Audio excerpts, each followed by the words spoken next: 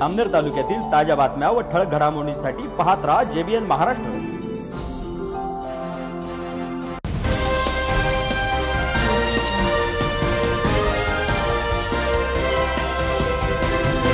नमस्कार, मी ललिता गोपाळ। पाहूया काही ठळक वृत्त। जामनेर तालुक्यातील एकमेव मातीचा बांध असलेल्या तोंडापूर येथील धरणाच्या आतील भिंतीवर मोठे मोठे झुडपे उगवल्यामुळे धरणाच्या भिंतींना तडा जाण्याची दाट शक्यता निर्माण झाली आहे। याच धरणावरून जगप्रसिद्ध अजिंठा लेणीसह परिसरातील 30 गावांना पिण्याच्या पाण्याचा पुरवठा होत असतो।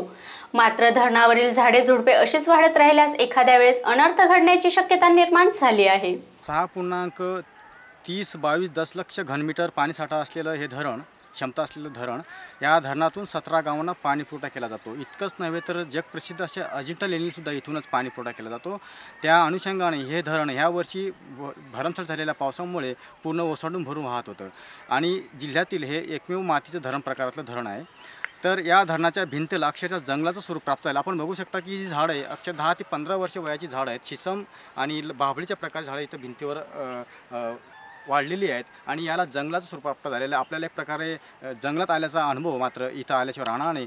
तर प्रशासनाने वेळीच जागा होऊन या झाडांची किंवा या जंगलाचं स्वरूप असलेलं झाडीवृत जर कापली नाहीत किंवा त्यांचा बंदोबस्त केला नाही तर येथील येणाऱ्या पुढील काळासाठी हे धरणाच्या भिंतीला तडे गेल्याशिवाय राहणार नाही आणि त्यामुळे 17 गावासोबतच या तोंडापूरच्या खालील जे गाव भिंतीच्या खाली असलेल्या तोंडापूर गावाला त्या जीविताला धोका निर्माण झाल्याशिवाय राहणार नाही याची शक्यता मात्र नाकारता येत नाही। व्हिडिओ जर्नलिस्ट एकनाथ कोळीसह मी विद्यानंद JBN महाराष्ट्र।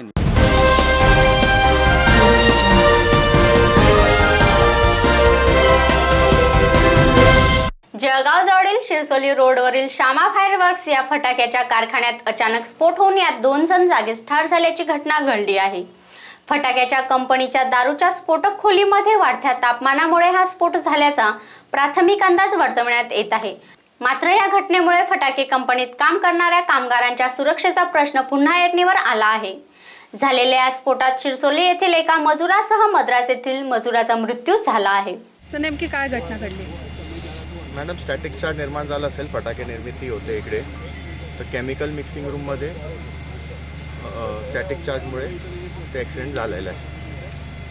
त्या प्रत्येक खोलीला जिथं मिक्सिंग आणि फिलिंग असते तिथं कॉपर प्लेट लावलेली असते। त्या प्लेटला हात लावून माणसाने आतमध्ये जावं लागतं। कदाचित त्या माणसाने हात लावले नसेल, त्याची अर्थिंग झाली नसेल तर तो इन्सिडेंट झालेला असेल। किती जण होते आणि 2 लोक होते। त्यांची नावं? एक हेमंत जयस्वाल आणि एक भरत म्हणून। हे जखमी त्याच्यामध्ये काही? एक गेला ॲम्ब्युलन्समध्ये, जखमी होता, पण एक तर ऑन द स्पॉट गेला। एकूण 3 जण काम करत होते। 2।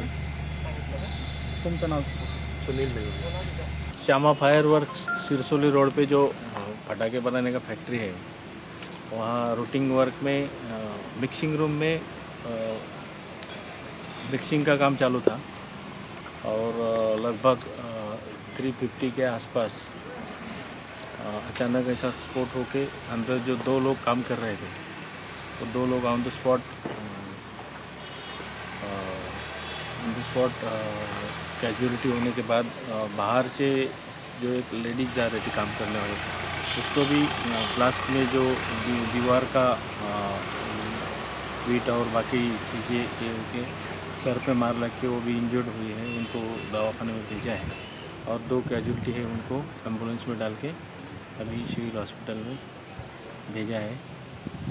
यहाँ फायर ब्रिगेड और पुलिस स्टाफ को लगा के आगे की कार्रवाई कर रहे हैं।